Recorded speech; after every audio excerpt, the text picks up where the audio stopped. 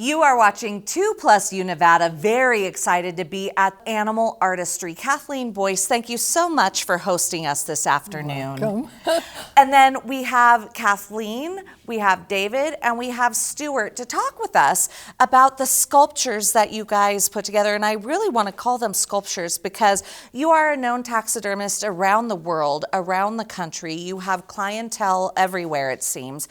And you're right here in the heart of Reno. Absolutely love the art that we can see when we walk through here. Thank you. Talk to me about the history and how this Animal Artistry came to be. Okay, well, my husband, Mike Boyce, started it in 1983. We started it in our garage, which the neighbors didn't appreciate. So we moved on to one small building and then eventually ended up in these buildings here on Terminal and Vassar.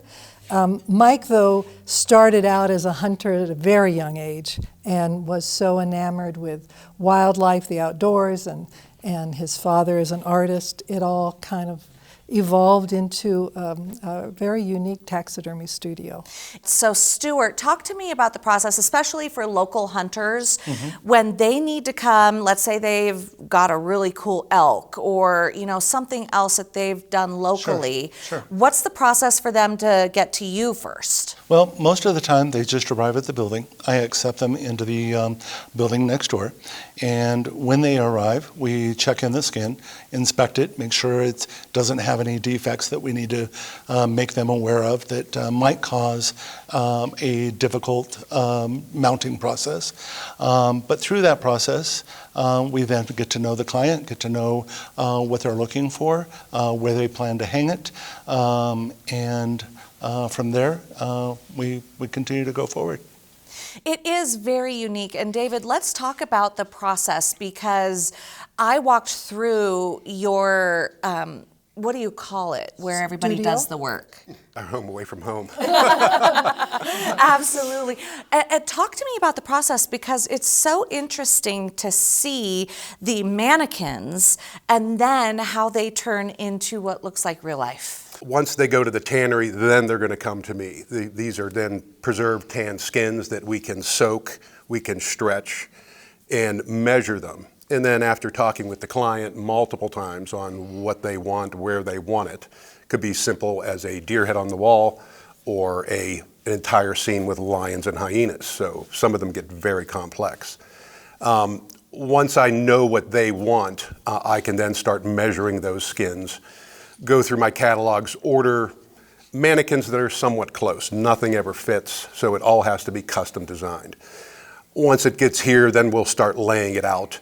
Simple things like deer heads are relatively easy to do, so several of the people here, they're all in different training stages of work here. So they'll begin as preppers and assistants and then move up into doing taxidermy, deer, antelope. After they've been here multiple years, sometimes even 10 or plus, they'll move on to the bigger predators, the bears, the lions and such. So these are very specialized artists that we're talking about because you go from the mannequins and then you have the skin prep, then you have the sculptures, and then you have airbrush artists. Yes, the airbrush artists will come in after the animal has been mounted and dried, sometimes for a week, sometimes for 6 weeks. They'll then take the animal and reproduce the soft modeling of the nose, the lip lines, the gums around the eyes, and maybe even the entire body if it's an African animal. So it has an extensive makeup session after the piece is done. And it's so important too, I'm sorry to cut you off, it is so important too for people to understand that this taxidermy art is also educational. We were talking that Michael did the very first Cabela's in the Midwest. And just taking my kids to see, let's say, for example, the local Shields or the local Cabela's, my kids love looking at these animals, and it's an educational component as well. Yeah, it kind of took the place of, the bigger city museums from Chicago, Pittsburgh, where I'm from, and the Carnegie, that people used to go as a destination and see wildlife. Now it's all online, you have everything, but to actually see an animal and look at it, Cabela's actually became a new destination point for hunters all over the world and the general public going to see that. So it's an up-close thing. Smaller venues like here, we just have a very small zoo. Not many kids actually go to that zoo, but they can go to Cabela's and see African elephants. They can see giraffe. We've worked on 2 different Cabela's stores, and they were quite fun to do. A lot of big projects that the normal person doesn't have in a room. But we're fortunate to have a lot of clients that have rooms bigger than this building. So they kind of give us carte blanche to do whatever we like. So it's whatever we can come up with.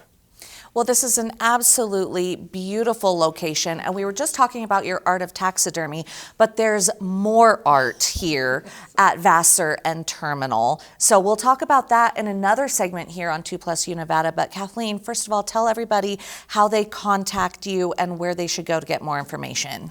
We have a very extensive website, animalartistry.com.